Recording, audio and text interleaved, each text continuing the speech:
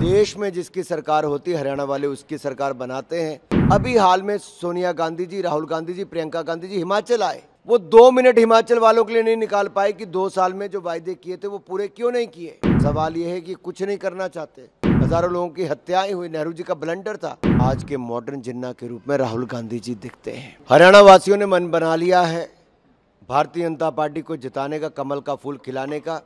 देश में जिसकी सरकार होती है हरियाणा वाले उसकी सरकार बनाते हैं।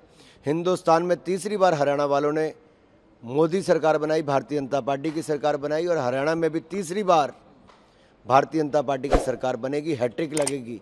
मारा हरियाणा, नॉन स्टॉप हरियाणा पड़ेगा। सर, एक कांग्रेस द्वारा इस इलेक्शन में प्रचार में बहुत सारे रोक लगाए गए बीजेपी के ऊपर, किसानों को लेकर, अग्निवीर को लेकर, कोई भ्रष्टाचार के मामले जिसमें नौकरियों से लेकर, और वहीं हिमाचल में भी उन्होंने कई वादे किए तो अभी तक पूरे नहीं हुए। इस पर क्या बोलूँ? देखिए, जहाँ तक हिमाचल की कांग्रेस की सरकार है, चुनाव से पहले 2 साल पहले इन्होंने कहा था 1500 रुपया महीना महिलाओं को देंगे, 2 रुपये किलो गोबर खरीदेंगे, 100 रुपये लीटर दूध खरीदेंगे, 300 यूनिट बिजली के मुफ्त में देंगे, सेब के मुँह मांगे दाम देंगे, ओल्ड पेंशन स्कीम देंगे। ऐसी अनेक को 10 गारंटियाँ दी थी। आज 10 में से एक भी गारंटी कांग्रेस ने हिमाचल में पूरी नहीं की। ना 2 रुपये किलो गोबर खरीदा, ना 100 रुपये लीटर दूध खरीदा। उल्टा बिजली मुफ्त में क्या मिलनी थी, जो मिलती थी वो भी बंद कर दी, और बिजली का सेस लगा दिया, मिल्क सेस, पर्यावरण सेस। जो पानी मुफ्त में मिलता था उसके ऊपर 100 रुपये का सेस लगा दिया। यही नहीं, पेंशन तो 10-10 तारीख तक नहीं मिलती, नौकरी की टेंशन हो गई है। यानी कि जो नौकरी वालों को अब तनख्वाह की भी प्रॉब्लम आनी शुरू हो गई, क्योंकि उनकी तनख्वाह भी समय पर नहीं मिल पा रही। हिमाचल को दिवालियेपन की और कांग्रेस लेके जा रही है। तनख्वाह देने के पैसे नहीं दिख रहे, और जो फॉर्म इन्होंने चुनाव से पहले हिमाचल वासियों से भरवाए थे वो फाड़कर कूड़ेदान में फेंक दिए। वो फॉर्म आज तक कहीं दिखते नहीं हैं।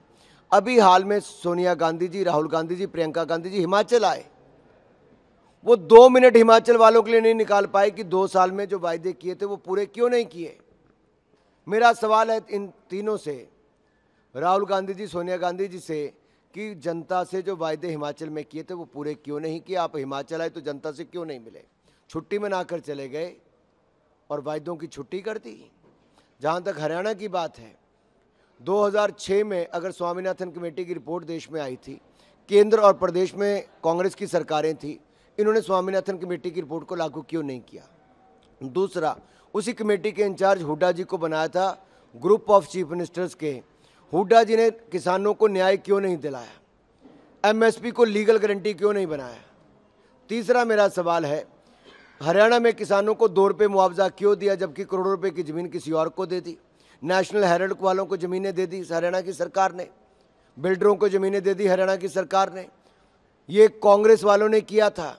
और जब 500 रुपये मुआवजा आया तो उसके लिए 1000 रुपये पहले बैंक में जमा करा के खाता खुलाना पड़ा, और 1000 रुपये के लिए भी कई चक्कर काटने पड़े बैंक खाता खुलाने के लिए। चौथा सवाल है मेरा, कर्नाटक में 1200 किसानों ने आत्महत्या कर ली। राहुल गांधी जी, कर्नाटक की कांग्रेस की सरकार ने क्या किया। खड़गे जी और राहुल गांधी जी कितनी बार वहाँ पर गए, हुड्डा जी कितनी बार उनका हाल पूछने गए। सवाल ये है कि कुछ नहीं करना चाहते। हमने हरियाणा के किसानों को आय बढ़ाने का काम भी किया है, और यहाँ पर हम 10,000 रुपया PM किसान सम्मान में जो 6,000 मिलता है, अब उसके साथ अब यहाँ पर 10,000 रुपया किसानों को मिलेगा हरियाणा में, और 3100 रुपये में धान की खरीद होगी। ये भाजपा की गारंटी है। 24 की 24 फसलों पर खरीद होगी। दिनेश गुड्डू राव जो कि कर्नाटक के मंत्री हैं, उनका कहना है कि पारंपरिक होने का मतलब ये नहीं कि आप कट्टरपंथी हो जाए, जिसमें उन्होंने जिन्ना को, सावरकर को, गांधी को आपस में कंपेयर किया। उन्होंने बोला कि जैसे मांस खाते थे सावरकर जी, पर गाय का वजन करते थे। कांग्रेस झूठ की फैक्ट्री है, और जब कांग्रेस के नेता राहुल गांधी दुनिया भर में जाकर झूठ बोलते हों और भारत को बदनाम करते हों, तो भारत के स्वतंत्रता सेनानियों को भी अपमानित करने में कांग्रेस पीछे नहीं छोड़ रही। वीर सावरकर का अपमान नहीं सहेगा हिंदुस्तान। अरे, जिन्होंने अपना पूरा जीवन देश के लिए दे दिया, वो वीर सावरकर जी से कांग्रेस के लोग कुछ सीख तो नहीं सके। इन्होंने केवल सत्ता का सुख भोगा है। देश का विभाजन करवाने में जो नेहरू जी का काम रहा और जो जिन्ना का काम रहा, वो देश भूला नहीं है। ये आज भी धारा 370 जो 2019 तक रही, ये कांग्रेस की ही देन थी। हजारों लोगों की हत्याएं हुई, नेहरू जी का ब्लंडर था, उस पर तो माफ़ी मांगी नहीं। आज वीर सावरकर के अपमान कर कांग्रेस ने दिखा दिया है स्वतंत्रता सेनानियों के लिए उनके मन में कोई जगह नहीं, चाहे वो सरदार पटेल हो। इनकी सरकारों के समय तो एक्सट्रीमिस्ट कहा जाता था टेक्स्ट बुक में, किसको? भगत सिंह जी को भी। ये कांग्रेस की मानसिकता थी।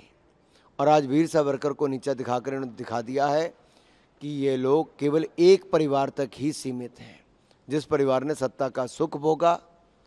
आज जिस तरह से जिन्ना देश को बांटकर अपने लिए एक प्रधानमंत्री का पद ढूंढते थे, आज देश के टुकड़े करने वालों को अपनी पार्टी में शामिल करवाकर टुकड़े टुकड़े की सोच को आगे बढ़ाकर आज के मॉडर्न जिन्ना के रूप में राहुल गांधी जी दिखते हैं, जो विदेशों में जाकर भारत को अपमानित करते हैं, भारत विरोधियों के साथ हाथ मिलाते हैं।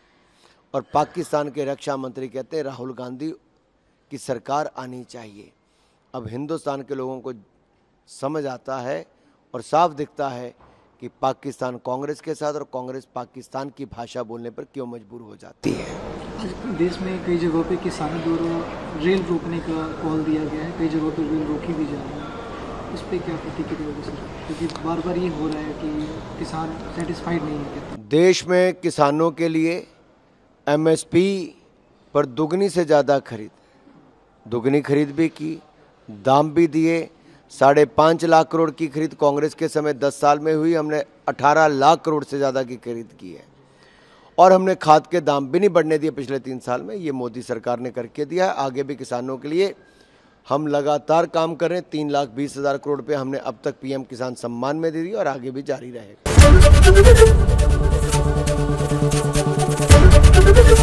ABP गंगा, खबर आपकी, जुबान आपकी।